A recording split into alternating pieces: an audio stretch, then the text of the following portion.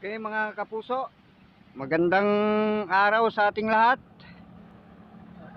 Kasalukuyan nandito kami sa bayan ng Luna, Isabela, na kung saan matandaan nyo po yung tulay noon na nabali. Kapanahunan noon ng mga siguro 2 taon o 3 taon na nakalipas. Ito na po yung tulay.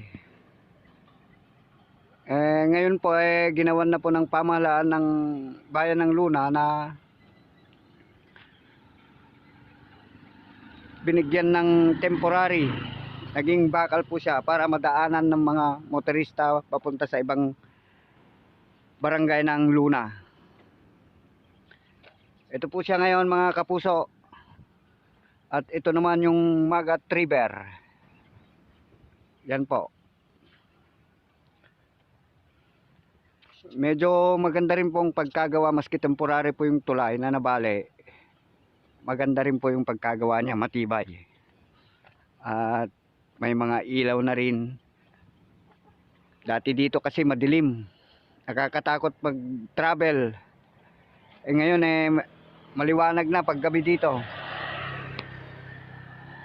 Ito po yung tulay na nabali noon, napagitnaan po siya.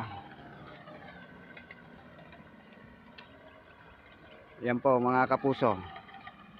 Ito mula dito hanggang doon, gitnang gitna siya nabali.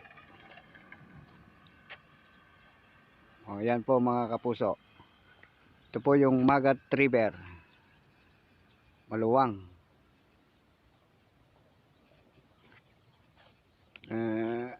Paki-subscribe and like na lang po ang aking YouTube channel. Magandang araw po sa inyong lahat.